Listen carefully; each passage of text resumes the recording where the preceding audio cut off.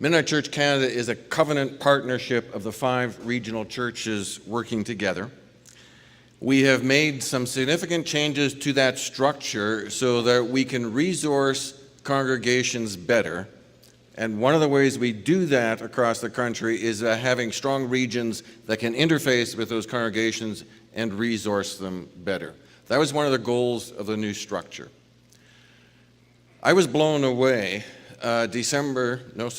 January of 2018. It was the first joint council meeting after the October decision to move to the new MC Canada structure. When Tim's moderator, Brenda Thiessen-Wient, said at our very first meeting, said, you know, this new structure is already having positive impacts for Mennonite Church Alberta. And I just about fell out of my chair. I was hoping to hear her say that 2 years from then, not 3 months after the restructuring. Because that was one of the hopes, was to resource us across the country, and particular with attention to some of our smaller regional churches. It's been good for Mennonite Church Alberta, but this structural change has been good for all of us. We have had just a wonderfully strong collaborative working relationship across the regions. That's not quite working down into your congregation yet, but it will get there. And you will begin to see some of the fruit of that. And I think those of you who show up in Abbotsford will begin to taste some of that as well. So I'm just really pleased to share colleagues like Tim across this country. Tim brings his insight, his passion, his commitment to the church, to our executive staff group table, to the joint council table when we as executive staff meet with them.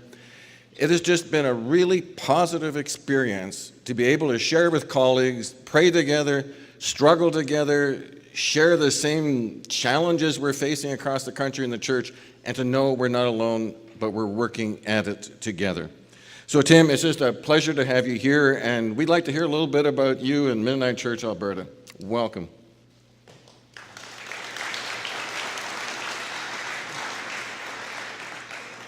Well, it is good to be here.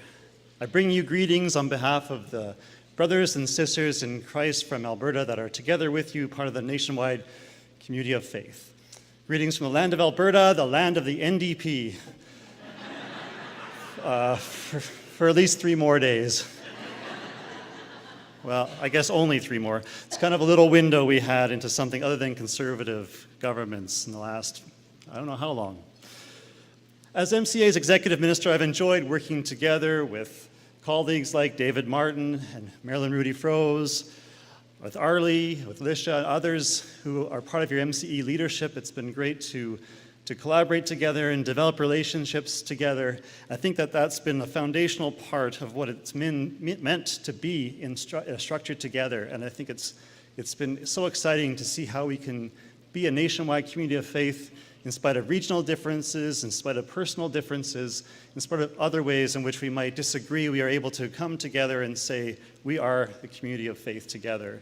The 2 lines of the covenant that were the ones that spoke closely to me and that really seemed to encapsulate what that covenant meant is to believe the best out of each other.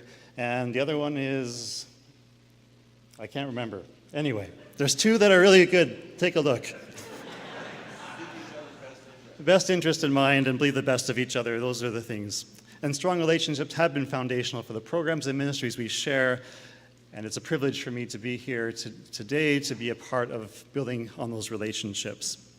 This is sort of a homecoming for me. I was born in Toronto and I grew up in Hamilton. I was a camper and a staff member at Silver Lake. I went to high school at Rockway. I even have a friend at Punky Doodle's Corners who grew up there, who I even know where that is, by the way. So if you don't, then just take a look on a map. Google it and you'll find it. For me, my Ontario roots helped shape who I am today.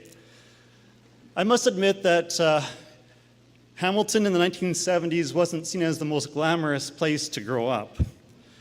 I think that image of the city has changed, but even back then, there was a beautiful side to Hamilton that people who just saw the steel factories didn't seem to see. People seldom recognized what beauty there was in the parks and in the people. And even then, there were things that were emerging. Today, I think instead of steel factories, Hamilton's biggest claim to fame may be this. This is the site of the original Tim Hortons restaurant. It opened in the middle of Hamilton back in 1964. So when I was a kid in the 1970s growing up in Hamilton, I don't even know if I knew it existed. I'd never heard of Tim Hortons until it started to pop up on some street corners more into the 80s. Back then, I don't think I'd ever would have guessed that there'd be 5,000 of these restaurants all across Canada, across the US, and around the world. Now, I know it sounds odd, but for me, there are parallels to Tim Hortons and my experience of God in the Mennonite church. God has a way of working in unexpected ways and in unexpected places. And as I reflect on my growing up in Hamilton, that was my experience of church. Many of you will know my parents, Hugo and Doreen Neufeld. They were directors at the Welcome Inn, and that began as a community center in a low-income area of Hamilton and eventually became a church. The Welcome Inn is where I was baptized. This picture is of my baptismal class. It included a couple from the neighborhood that was probably 25 years older than me. In that Welcome Inn setting, I experienced a God that reached out to all people. I experienced a God that did great things in the lives of those rejected or devalued by the rest of the world. I saw a God that began with small things, blessed them, and grew them beyond all expectations. After studying for a few years at Conor Grable College and attending Wander Mennonite in Cambridge, my wife Danita and I headed out to Alberta. As a going-away gift, our church gave us Tilly hats, and I still have that hat. It does last forever.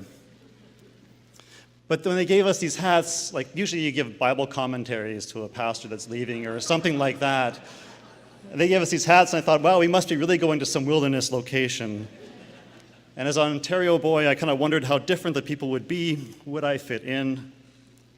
But it didn't take long for me to find a spirit of welcome, and that welcome centered around the church. Now this brings me to a second parallel to Tim Hortons.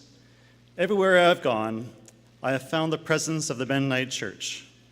Wherever I've lived, there has been one close by. And somehow I've always felt a sense of familiarity, a familiar approach to community, a familiar approach to worship and to service, a familiar sense of God's presence. I believe it is a familiarity that arises not only from approaching faith from a similar perspective, but also from being in relationship with each other. So I want to share a little bit about the Mennonite Church in Alberta and who we are. We are a small conference with 12 churches, mainly clustered in Edmonton, Calgary, and Lethbridge. Within MCA, there are churches that have long history of Mennonite church background. We, in fact, have 2 First Mennonite churches out of 12. We also have a conference camp called Camp Valaqua, and this is a large ministry for us. We had 400 campers this past summer, and 75% of those campers would have come from non-church backgrounds. So it's an incredible outreach. That camp also serves as a place for retreats, for churches, and for our pastors. Our pastors get together regularly for study, for sharing, and prayer support. Our small numbers means that we get to know each other quite well. Another major program that we have is a relationship building ministry with Muslims, where the goal is to create dialogue and understanding. We're also a diverse group. Among those 12 churches, there are 5 languages that are spoken during Sunday worship. We have a Chinese congregation, a Nuer-speaking South Sudanese group in Edmonton, also an Oromo-speaking Ethiopian group, and a Chin congregation.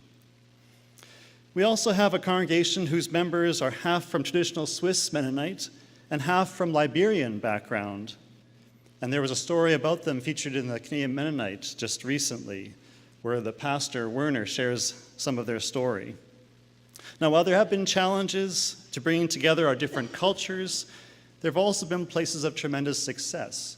One of those is a women's retreat. About 7-8 years ago, It was kind of a revitalized event. Some energetic people got together and said, we need to get together and have a retreat as women. And that's been a place where we've had significant cross-cultural interaction. There was a point made to specifically invite women from every church, including the South Sudanese and others, and they came together and had an exciting time together, and they all look forward to that every year as something to be a part of.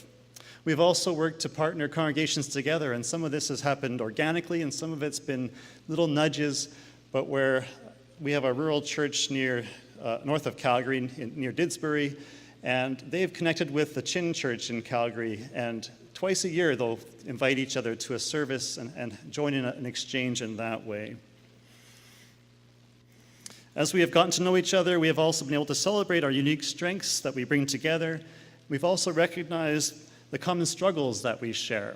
So just last fall, the moderator, Brenda, and I, we visited the Chinese church in Edmonton, also the Oromo church, and the New Era South Sudanese church. And we asked them, okay, what are the main challenges that you're facing? And they said, well, number one would be church attendance. How do you get people to attend regularly? And they said, the second one was giving. How do we make sure that our budgets are met and that we can get people to give to the church? And the third one was how do we share our Anabaptist vision with our children and with our neighbors and with people around the world? And I said, well, that's what we're struggling with too. Here we thought, like, okay, they're coming with this vibrant faith. We always think that the Africans have this faith perspective that we need to grasp onto, and that solves things. But when they come here, it doesn't necessarily solve that problem. They have that to share with us. They can perhaps inject that into our consciousness, but they also share the same struggle. And they were looking at us for the answers. I said, yeah, we got all the answers to those questions. And then I realized, I just said, no. This is something that maybe we can learn together. Maybe it's something we can somehow figure out. So this next year, we've embarked on a visioning process. We've called it Vision 2020. It's asking, in light of Mennonite Church Canada's new structure, in light of our various backgrounds, and the challenges of our time, we are discerning what it means to be the church together in the 21st century. What are the things that we need to do as a church, as MCA, as congregations, and even as individuals when we think about being followers of Christ in the year 2020 and beyond? What are the challenges we face, and what is God calling us to be and to do? We're in the midst of that process. We are in that discernment mode and continuing to see where that will take us. And as we discern, we are glad to be walking together with you and the other regions of our nationwide community of faith. So we ask you for your prayers as we seek to discern God's calling and as we continue to be the church together. Thank you.